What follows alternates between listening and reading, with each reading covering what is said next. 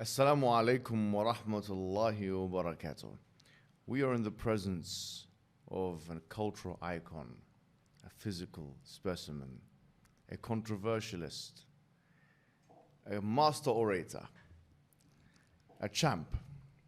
And we've also got Andrew Tate. That was smooth. I like that. I was sitting there thinking, I'll take this introduction. I'll take this. But thank you. How you doing, man? I'm good, G. You? You're good, yeah? Yeah, man. Mashallah, congratulations on your Islam, bro, man. Thank you, my friend. You know, the Muslim community really welcomes you, man. Yeah, it's been pretty divided. I've had a whole bunch of support.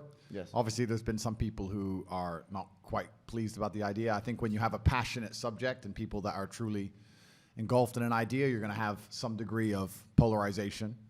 I think that maybe when you look in the online space, that might be your impression. But in reality, on the ground, I mean, that's definitely not the case. I would say the vast majority of people, 80, 90%, are completely happy about this. And it's just that the minority have a very loud voice. Well, that's exactly it. That's the whole problem with the internet as a whole, not just Islam, but the internet as a whole is about vocal minorities that look much larger than they are, right? Yes. And I agree with you, and I'd like to hear that. But the reason I know what you're saying is true is because it's the same even in my case in other subjects. Online, I have all this some kind of hate or people trying to disagree with me. But when I walk through life, I have 30,000 interactions with people, and not a single one's ever been negative ever. Yeah, so it is crazy how the vocal minority is amplified on social media. The main thing to note, though, is that Islam, it completely wipes away your sins. I mean, most of the companions of the Prophet had done many things which are heinous and polytheism. And, I mean, for us as Muslims, polytheism is the worst thing you can do. Yeah. And so there is a hadith of the Prophet Muhammad ﷺ where he states that Islam, it completely yuhdimu ma qabla. It destroys everything before. It means it wipes away everything before it. In other words, your slate is absolutely clean. Now, if there are some people who are actually coming and giving you a bit of a hard time, that's actually their problem. Yeah. Because in reality, honestly, bro, this is completely un-Islamic. I mean, so that's the first thing. There's actually a verse in the Quran, interestingly enough as well, which says that if you become a Muslim, إِلَّا مَنْ آمَنَ تَابَ وَآمَنَ وَعَمِلَ صَالِحًا, whoever repents and believes and does good works, then God will يُبَدِّلُ اللَّهُ سَيِّئَاتِهِمْ حَسَنَاتٍ, that God will change their bad deeds into good deeds. So how does that make you feel? Well, yeah, that's obviously fantastic to hear and good to know. And it's interesting because I've spent very little time paying attention to the negative comments because I don't in general. But on this particular subject, a few people were forwarding me like the profiles of somebody or of the people who were unhappy with my conversion, and they weren't living very Islamic lives themselves. So it's kind of funny to look at, you know. Exactly, bro. I wanted to start with something which I think the whole world wants to hear about, which, to be honest with you, affects our sector as people who want to speak about Islam, call people to Islam, defend Islam, have an Islamic voice or a voice for the Muslim people, which is your ban. Yeah. Because quite frankly, I found it was a vicious attack, a brutal attack on you. It's a case study example now. They've put you in the history books. The question is, what grounds have all of these different social media organizations banned you? They never gave me grounds. They never sent me an official email. They never gave me an official reason. They just delete your profile and you just can't log in anymore. The reason they don't give you an official reason, I think, at the end is because they're scared in a court of law that they're going to be stuck to one reason, right? So if I decide to take them to court, they want to be able to flip-flop and make up reasons as they go. They want to change their terms of service and terms and conditions proactively. They want to change it afterwards. So it's this one here. Oh, that's... I don't know what this is. It's not me. I don't know who this is. Oh, okay. Sorry, yeah. But Just, put that, yeah. yeah, but so they never gave me an official reason for banning me. So I don't truly understand and truly know. I mean, I understand the reason they've come up with. I know that reason is false. I have my own theories on why they've banned me, but them themselves have never told me why. They just delete your profile. For example, YouTube. Most producers know that YouTube have community guidelines, right? And they have copyright strikes. So, for example, if one breaks the rules, if you like, of engagement, then they're given a strike, and then a second strike, and a third. You're telling me that this process was not taken with you? Oh, absolutely not. No, I had no strikes. When I first got banned, the initial ban was on Meta. It was on Facebook and Instagram. In perfect synchronization was a large press release by the media, which gave this reason to justify banning me, which was of course false. And I knew the ban was coming. We can talk about that in a second. But when it first hit, I then by coincidence got one strike on my YouTube channel. Was it a community strike? It was some strike for some old video about me talking about masks, saying that masks were ridiculous, a COVID-19 strike. Yeah. On a very old video. They gave me a strike, which obviously prevents you from posting for 7 days. Yeah. So I filmed a reply to my initial ban, and then after 5 days, I think, as the strike was coming to an end, just before I could post, they deleted the whole channel without explanation, without an email, nothing, just deleted all of it, wiped it off. And the channel wasn't even in my name. This is what's funny about this. Yes, I was on the channel, but the channel was in the name of the producer, so it wasn't even officially my channel. My brother's channel got wiped. Like, they just attack and just delete everything. And yeah, these community guidelines are so ridiculously vague that they don't even mean anything. Trying to read them is like reading garbage. It doesn't make any sense. I've been following the arguments online about this kind of thing. And obviously, one of the key tenets, if you like, of Western civilization is freedom of expression and speech. Yeah. And the main counter-argument is that, no, but YouTube and all these other companies, they're private companies. But what I would respond to that is that, well, these are private companies, but in many ways, they have a higher ability to uphold freedom of speech and expression than even the governments do. Yep. So this is actually it's like an Orwellian state. Like, we're looking at something which, the thought police. Isn't this concerning that you have these elites, whoever they may be, who can take these arbitrary decisions and delete somebody from YouTube? Like yeah, it's worse than concerning. This is why I talk about the Matrix all the time in my videos, Yeah. and I try and explain that we are living in a false version of reality. We're living in a computer-generated simulation because the computers, which is the social media companies, are generating a version of reality which simply isn't true. By deleting one entire side of the argument, by purporting facts, which happen to be false, by deleting information which happens to be true, by making sure the algorithms choose what information you see and what you don't see, they're literally affecting the world people live in. And there's people who are walking through the world today with a mindset and a view on life which is the result of false information, the result of a construction by these social media companies. So we're living inside of a matrix. We're living inside of a very false version of reality, and it's scary. And that's, in many ways, it can be more pernicious than a classic totalitarian state, because at least with a totalitarian state, everyone's being honest about their level of domination. With this kind of thing, it's like, it gives you the illusion of freedom. Do what you want, but then we'll control the narratives in other ways. Yeah, exactly. And I also think in most totalitarian states, like, I don't think freedom of speech exists anywhere on the planet, but I do think inside of some states, you know what you can talk about and you know what you can't talk about, and it's pretty clear, right?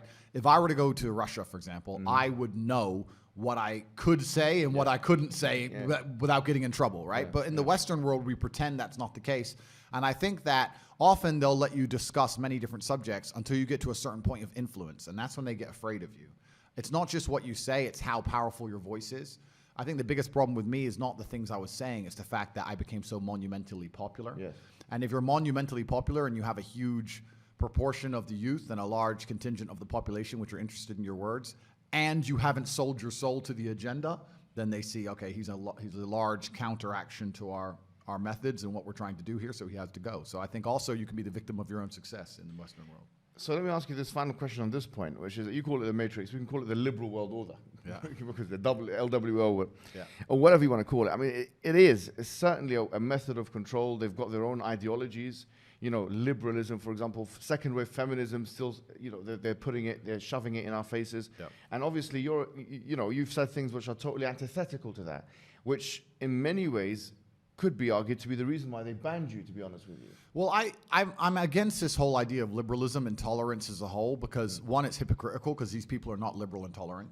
The people who are talking about liberalism and tolerance, they want us all to look different but think the same. If you think differently, then you're instantly a bad guy, right? They love the idea of someone looking different so they can pretend they're diverse and tolerant, but they want you to say the same things and believe the same things. As soon as you step outside of their pre-approved script, instantly they're no longer tolerant, and they're no longer interested in diversity of thought. So the first thing, it's very hypocritical. And secondly, I've learned in life that the easiest way to get people to accept bad things is to do it with a Trojan horse. You find some way to disguise it. Even the Senate does this. Even governments do this. They'll say, the green bill, this is to save the environment. And then somewhere on page 84 will be this little code about giving them all a pay rise. And you don't want to look at the bad guy who says no to saving the environment, and they just sneak it in, right? So it's very difficult. If you vote against saving the environment, you're terrible. And the media talks about how you didn't want to save the environment, and you have to sit there and try and explain on page 84, the MPs are trying to get an extra 45% money. and you're already on a back foot. And this is how they do it. They do everything with Trojan horses, and it doesn't matter what you want to name. Even agendas that are pure of heart, simple things, they end up being weaponized. And Trojan, like you just said, second wave feminism and liberalism, all this crazy stuff. But the number one most dangerous one is this idea of tolerance. To sit and talk about being tolerant sounds like such a good thing that it's very difficult for someone to sit and say, no, I am an intolerant person. Now you look bad. But when they say tolerance and push tolerance to the point where absolute degeneracy must be accepted, That's the point, yeah. then you're a better person to not be tolerant. You can't be tolerant of degeneracy. You can't be tolerant of your own children seeing things they shouldn't see. You can be tolerant of the destruction of society. If they're going to sit here and say that, no, tolerance is the best thing ever, and then Trojan horse it and destroy the way humans interact, then I don't think tolerance is a good thing. Well, I mean, that's the thing. They've hijacked the phrase and they've used it in their own context. There's one particular political thinker, his name is Mumbai. He said something very interesting. He said that the West has not acted morally consistent. They've only acted strategically consistent. Yep. And so it's tolerance when it's within your own borders or within a certain subsect of people, but then it becomes whatever it becomes a colonizing mission or a civilizing mission when it comes to the Iraq War, for example. Completely. If you look at all of Western foreign policy, I mean, they'll talk about we need democracy, we care about freedom. They come up with all this garbage. But the truth is, they'll support any side they want to support, regardless of whether they're democratic, regardless of what team they're on. They don't you absolutely not nailed it. It's just about strategy at the time, and they have no true morals or true moral fiber. They'll just sit there and go, "What's the strategical best decision?" and they'll get it done. And yeah, that's Western foreign policy, and I think it's the same across basically the entire Western world. But this idea, when I hear people talking about tolerance, it just when I hear it, I know what they're trying to do. They're trying to say this is evil, this is bad, but you're intolerant. Because you don't like evil. And there has to be a point where you stand up as a man and society stands up and says, yes, I'm intolerant of certain things. If someone broke into my house and tried to just start making dinner, I'd be like, whoa, who are you? Like, be tolerant. No, I will not be. Who the fuck is this guy? It depends on what food is cooking. Right? Well, I mean, there has to be a line in the sand. Yeah. And the reason they keep talking about tolerance, diversity, inclusion, tolerance is not because they care about different people of different races or different beliefs. Certainly not beliefs, because you're not allowed a different belief. That's the number one thing. Yeah. But it's because they want you to just sit down and swallow the pill and allow yourself to be brainwashed and not stand up for anything. That's all they want. Isn't it ironic that they use tolerance as a way to try and manipulate you? Completely. That's exactly what they try and do. In fact, and it's funny, I'm trying to think of an idea which is purported and accelerated by the mainstream media machine that isn't an attempt on manipulation. Every single thing that they jump behind and they try so hard to get you to believe in is a manipulation attempt. I'm trying to think of one that isn't. Why else would they waste their screen time? They're sitting there. These people are smart enough to understand that the internet's coming and people are spending more time on independent medias and people are learning more information from each other, and they're slowly, I mean, I don't want to go into the subject. We can talk about the last few years. They still have a grip on the world because they proved it, right? But with the common cold, but still, they're sitting there going, okay, we have this mass media machine. The average person only watches 6 minutes of our propaganda a day. They can't waste those 6 minutes, my friend. They need to go, what's our agendas? Let's get to the point. What do we need people to believe about X, Y, Z? They can't be sitting there telling us the truth.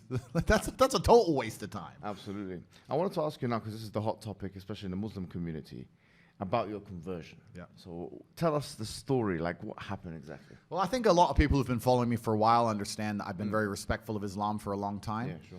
I was born in a Christian country. I was raised as a Christian, and I've always been very respectful of Islam, and it's become more and more obvious to me and more pertinent that Islam is the last religion on the planet. When I talk about Islam, because I'm new to it, I'm a little bit careful, right? Because I'm new to it. I'm certainly not a scholar. There's so much I need to learn. I know I'm on a learning journey. I'm not here to sit here and talk scripture. I don't know those things yet. I'm here to learn. Yeah. But and we're here at your assistance. Thank you, bro. Thank you. Honestly. Thank you. Yeah. But it's just, for me, it feels like the last religion on earth. I feel like there's no other religion. People say to me, why did you convert? And I said, I don't really feel it as a conversion. It's almost like I knew God was real and now I've become religious. And they say, well, you were religious before. I was like, religious before how? Christian? What does Christian mean? Like, who's not a Christian? You go to Christian nations and everyone says they're a Christian. Look how they live their lives. Go into the average church. Is anyone actually fearful of God? Anybody? No. The girls are out on Saturday night drinking and then they turn up to church because their parents made them. Like, there's no substance to the religion. And also, Islam very closely reflects my personal beliefs. Through my personal life, I've learned that if you don't have standards and you're not a strong person who's prepared to defend his ideas, you will be crushed. Yes. And we look at most religions in the world today which are not prepared to defend their ideas. What's happened to them? They're just getting crushed. And now we have Christianity as an idea which has basically said, well, we can't set any firm rules because everyone will just quit. So instead, let's make it so easy to be a Christian that nobody has to put any effort in. Yeah. And then accept everybody no matter what. And hopefully we can keep the church doors open. That's not God to me, you know? Yeah. God to me is strong. God to me is something to be feared. Yeah. God to me is someone that people are afraid to mock. Yeah. God to me is someone that you have to go out of your way to prove something to. God to me has red lines. Yeah. Like, God to me represents the Islamic faith. The Christian God to me, I don't see God. I can't explain. I don't see anything there. So to me, it was the only logical choice in the end. Alhamdulillah, man. I mean, as you're saying this, I'm sure many people are like ecstatic and extremely happy. It's a great thing for everyone, honestly, because, you know, just anyone coming into Islam is you know, the Prophet Muhammad ﷺ told us it's better than the world and everything in it. Yep. But imagine now somebody of major influence. I mean, you're the most Googled person on the planet. I'm not sure if you still have the top spot. I think Putin might have beat me as of last week. But I think it's between me and Putin at the moment. But I don't want to lose to Putin. Look, Putin's the big G. I don't want more enemies. Like, it's fine, Vladimir. You can have it. I never thought I'd hear you saying that statement. Yeah. Putin beat me last year. Right? Yeah. Week. I think we're certainly the most Googled. But no, it's definitely something beautiful. And a lot of people have, you know, you'll be surprised at how many women as well. Like, because obviously the accusations of misogyny and stuff, which, you know, but a lot of women, alhamdulillah, especially in the Muslim world, they're absolutely happy. In fact, let me tell you a story. Just before I came here today, one particular woman, I can't reveal her identity, but she's working as a school teacher in London. And actually, my friend told me that she was kicked out of school because they had this campaign against you in the schools. I'm not sure if you're aware of this. I've seen, this was part of the cancellation. I did know about this. Yeah. So in British schools, they said, you know, if you say anything good about this person, or you have to be reported or prevent and kind of, and if you say anything, you know, you have to kind of combat his extremism or whatever it may be, right? So because when you became Muslim, she abstained from doing that. She said, I can't really do that because, you know, Islamic laws and it's backbiting and he's got honor in Islam and so on. And unfortunately, they fired her from the position. Wow. So you can see that this is the level of encroachment we're talking about here. So, and this shows you that the level of fraternity that exists. And not only the fact that, you know, when you're looking at Twitter or whatever social media, it's not a representation of what's really happening on the ground. Of course. And I mean, that's crazy to hear. And what's most crazy is, the fervor behind this idea that I'm somehow extremist is truly clown world. Like, I've sat as a professional and analyzed my content and understood which things can be taken out of context and which things were said in a way perhaps they shouldn't have been said before I was massively famous. But we have to sit here and understand that if you take anybody on the planet and give them 7 years of YouTube and then they decide and they blow up big, you're going to be able to find 30 to 45 seconds of clip across all those years that can be taken out of context, right? Yeah. And it's truly crazy because they sit and say, oh yeah, but you know, the young boys are watching your stuff and they don't truly understand all of it, and there's nuance that's missing. And my argument is very simple. My argument is, well, one, you're taking small clips out of context, and two, there's not a single piece of content on the internet that a 14-year-old boy can't misunderstand. Name someone who's producing content on the internet that you would be 100% happy for a 14-year-old to drill artists, and so they're saying. I mean, I live in an area. I'm not going to mention the names of the artists, but they're talking about going to this person's house and killing him. And killing him in the middle of a knife crime epidemic. Yeah. We have Lil Nas twerking on having sex with the devil in his music videos. Really? Like, we're going to sit here and talk about how children can be impressionable young children, and I'm sitting there saying there's no way I'm the worst person on the internet. That's not why they deleted me. The difference for them is, as you've mentioned, on those fronts, it doesn't matter to them because it's like, okay, they're consuming our hedonistic products or whatever it is. It doesn't change their worldview. Whereas what you're saying is ideological now. You're challenging the status quo of the LW, of the liberal world order. You're challenging second-wave feministic notions. You are challenging some liberal notions. You are challenging ideas, commonplace ideas of tolerance. And George Orwell said it very well. He said that the more a society moves away from the truth, the more it hates people who speak it. Absolutely, and you're right. And I think even the basic things I teach, because some people have said to me, Andrew, all you teach about is personal responsibility, motivation, working hard, getting up and doing the right thing. I said, that's the absolute, those are the things they're most afraid of. If you teach people to have standards for themselves and to be morally strong people and to know right from wrong, then they can't brainwash you. Yes. So that's what they're most afraid of. They're most afraid of young men waking up and going, no, I don't believe that. You have to believe it. No, I don't believe it. I don't want to. And I want to go do this. I want to go to the gym and be strong, or I want to believe X, or I want to be a moral person. They genuinely have a problem with baseline morality. Yes. Yeah. Understand? When some people recognize when I converted to Islam that there was a time I was an atheist. There was a time when I was atheistic. And the reason I am now so absolutely certain that God is real is because I've seen evil. I've seen shaitan. I've seen it. When you see enough evil, you realize that there must be an equal and opposite force. And there are people out there in the world today doing the work of the devil, genuine demons, who are trying to destroy the baseline morality that's inside of all of us. We're all born with some kind of morality, and they're trying to destroy it. And that's exactly the Islamic understanding, that we believe that you're born with something called fitrah, which is the initial goodness. You're born with an innate belief, receptivity to believe in one God. Yeah. And then that is corrupted. In fact, there's a prophet, hadith of the prophet, where he says, كُلُّ مَوْلُودٍ يُولَدُ عَلَى الْفِطْرَةِ. Every born child is born upon this initial goodness. فَأَبَوَاهُ يُهَوِّدَانِهِ أَوْ يُنَصِّرَانِهِ أَوْ يُمَجِّسَانِهِ. And then his father and mother, or his parents, they socialize him into, Christianity, Judaism, Magiism. So the idea is that everyone is born with this initial goodness and this initial will or want to believe in God, one God. And then, as you mentioned, I mean, it's what you're mentioning here is profound, because you're mentioning a central doctrine in Islam. But it's and this is why perhaps I found God the way I did, because I understood all these things first, and then I saw the Quran, and it confirmed so many things for me. Like even the conversations I've been having so far, so many things have been confirmed, and it's amazing the knowledge that's inside of it, which is so applicable today. For an old book, right? It's supposed to be old, but it seems so timeless. But it's truly amazing. But you're totally right. And the baseline morality, I don't think most people understand that when they're doing this under the guise of tolerance, when they're saying be so tolerant that you no longer believe in right from wrong, they're not doing that to make society a better place. They're doing that to empty your brain so that you have no resistance to the slave mind programming. They want to get you to a point where if they tell you the sky is green, you look at with your own eyes and you see blue, but no, the sky is green. That's what they want, so that you have to have nothing in your brain that can prevent that. If you have God, if you have, no, I believe this is right and wrong, if you have personal responsibility, if you have self-accountability, if you're a person who sticks up for what he believes, all that's bad to them. They want all of that gone so they can tell you the sky is green. And I don't want to say too much because I don't want the stream to end, but they're going to tell you something much worse than the sky is green. They're going to tell you something else. And they're trying to program us all into slaves, and it's scary. I remember when I was in my undergraduate days, and I was reading a particular book by this guy called Jeremy Bentham, who became the spiritual forefather of J.S. Mill, who is the father of social liberalism of today. And I remember reading this because it was so powerful, because it linked to something I read in the Quran. He said that, you have two gods. He said you have the God of pain and you have the God of pleasure. And I thought, this is so interesting. The Quran states, أَفَرَأَيْتَ مَنِ اتَّخَذَ إِلَهُ هَوَاهُ. Have you seen the one who takes his own desires as a God? And because now there is no transcendental force that we can look up and, as you say, venerate. Now we're forced to be slaves to the system, we're to our own desires. Or, the Quran has another verse which I think is so powerful and it connects very well with what you're saying. It says, God ضرب الله مثلا رجلا, that God has struck a parable of a man, فيه شركاء متشاكسون, that he has got many different slave owners.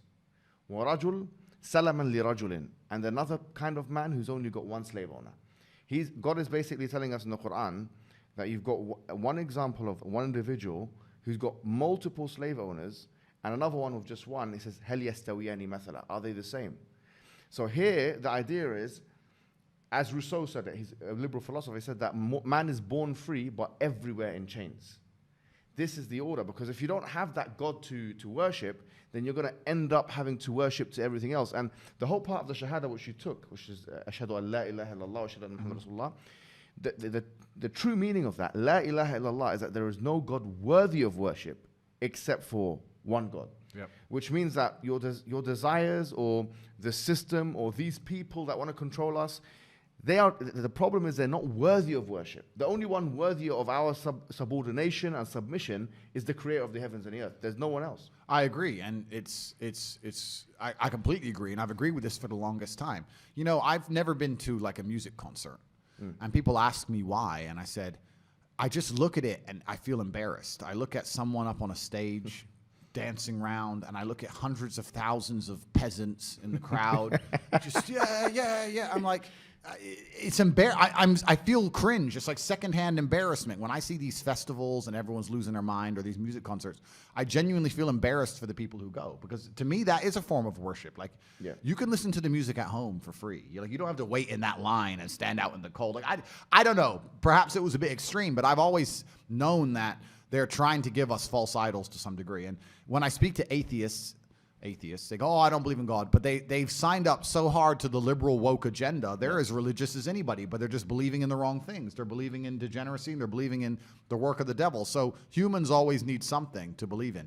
And it's a great thing you said about your own desires. It's like, one guy I was talking to since my conversion says, it's interesting that somebody with everything, all the Western world, everything somebody could want, has now converted. And I said, yeah, because even before my conversion, I understood that hedonism is a black hole, and you can never fill it.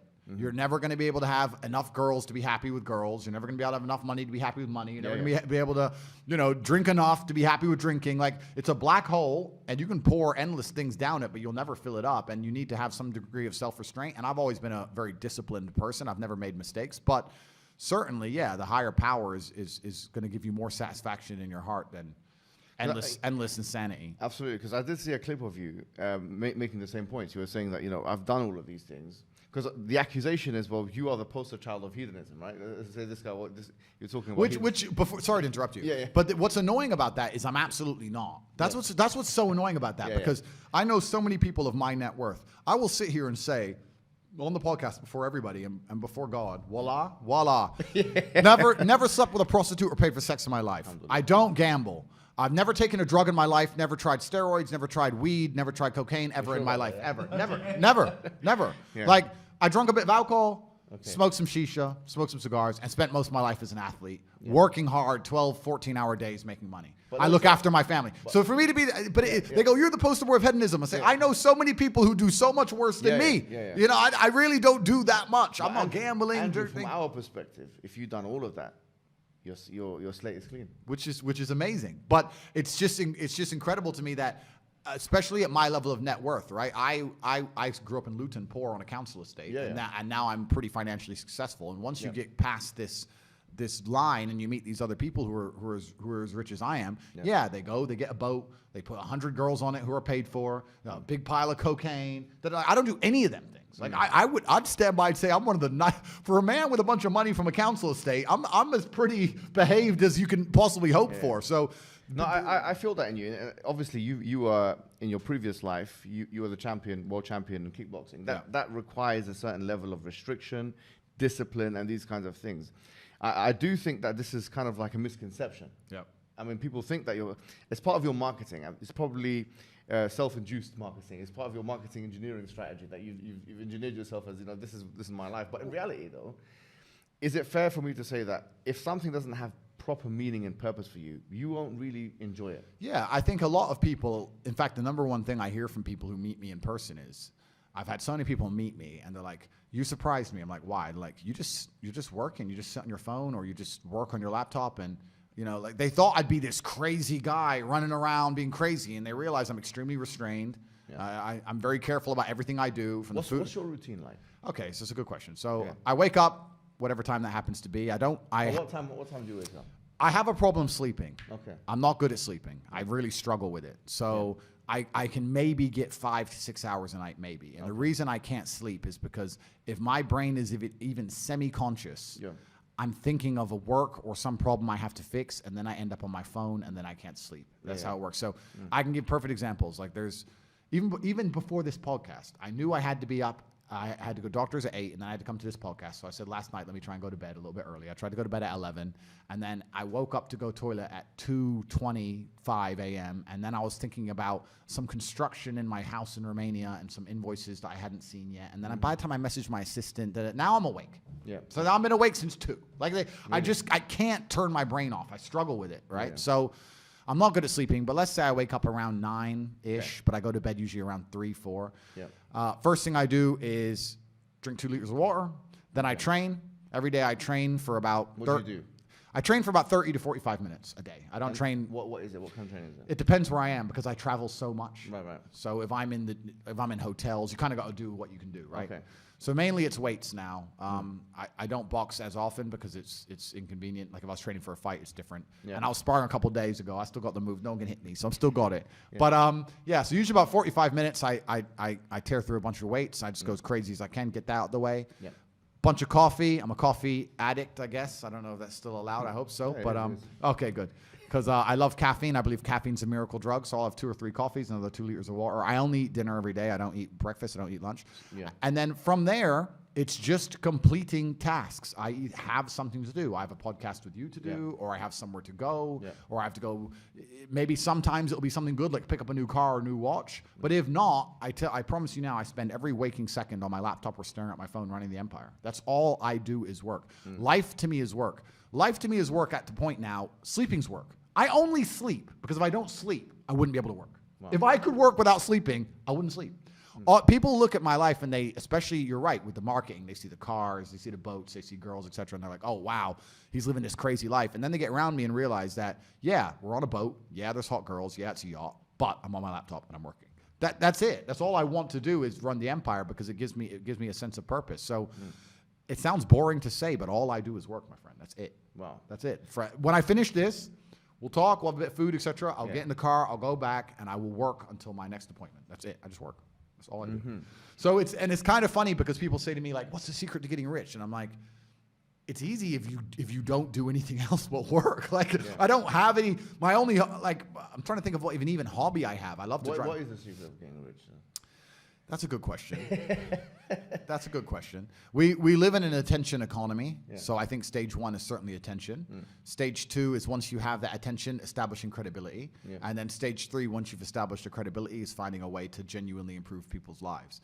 The reason I do so fantastically well is because everybody who's ever followed me or tried any of the things I talk about, their life gets better. So it's very easy to say, oh, I've tried Tate's program and my life's better, or I tried this, I followed Tate and I feel happier. So then, of course, they're going to understand the brand, and that's the way to do it. But truly, it's hard work. You need to be able to work endless hours. It's extremely competitive. You need to be able to work as harder than the other guys, and that's the only way I did it. I ground to the top the old-fashioned way, and that's still what I do. I just work.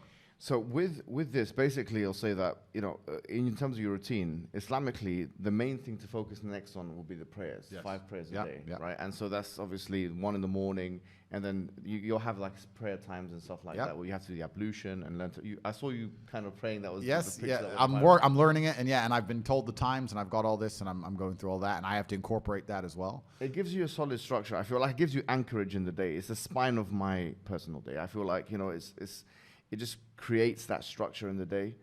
And it's a spiritual thing. I mean, even the prayer itself, when one prays and they say Allahu Akbar, which is Allah is the greatest, some people think it's some kind of war chant.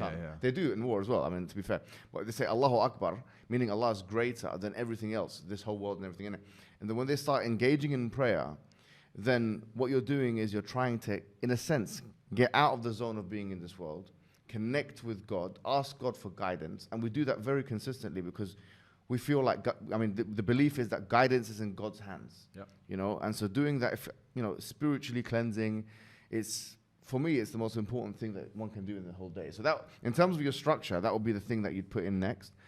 But I wanted to ask you about something else now, which I think is something you're known for as well, in terms of speaking about these things, is your gender positions, okay? So this is, a lot of people have controversy with you, accuse you of misogyny and all these kinds of things.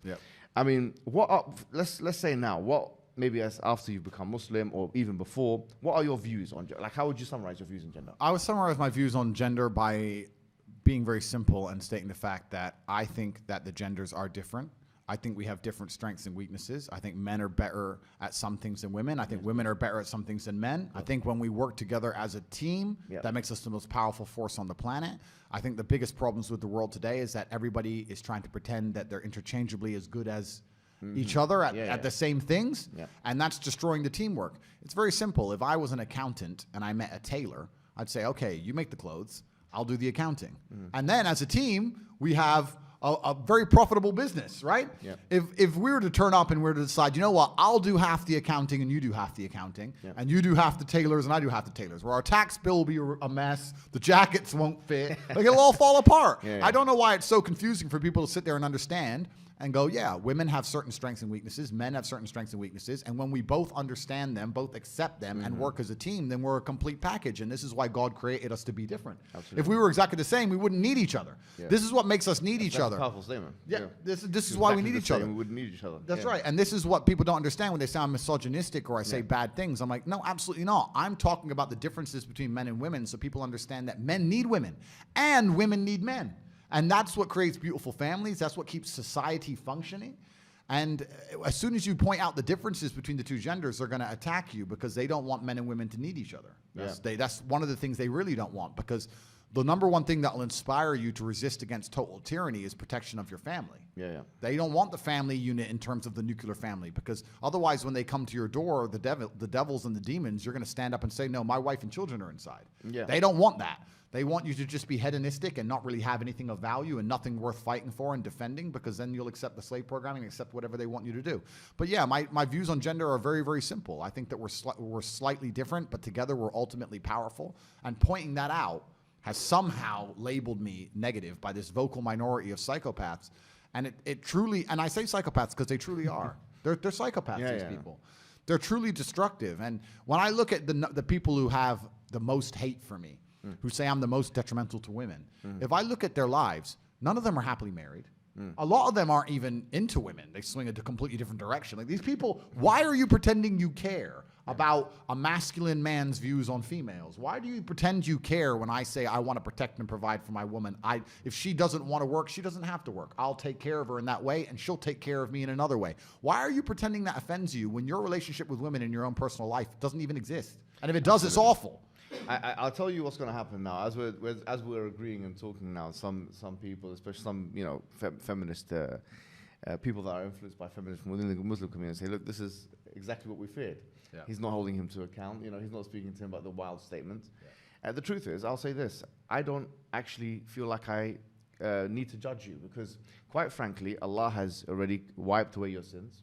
Any statement that you made before about women, or anything that you've done with women before, once again, it's not my business to judge you upon that. So that should be the Islamic position. However, let's say for the wider community, right? Because at the end of the day, we do want you to kind of not reintegrate, especially not in the matrix. Now, alhamdulillah, you're out of the matrix, let's say, fully out of it.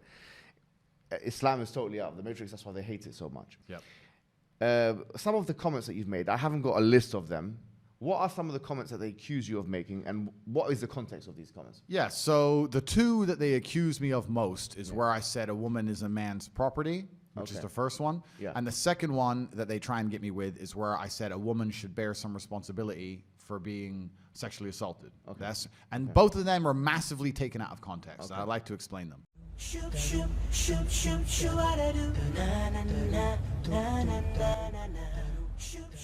إذا أعجبك الفيديو لا تنسى الإعجاب والتعليق، ولكي يصلك كل جديد اشترك الآن.